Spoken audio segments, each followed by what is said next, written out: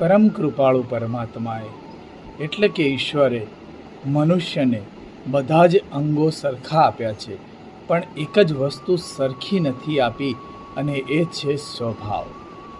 દરેક માણસના સ્વભાવો ભિન્ન ભિન્ન હોય છે, દરેક માણસની પ્રકૃતિ ભિન્ન ભિન્ન હોય છે, અને દરેક માણસની વિચારસરણી ભિન્ન ભિન્ન હોય છે.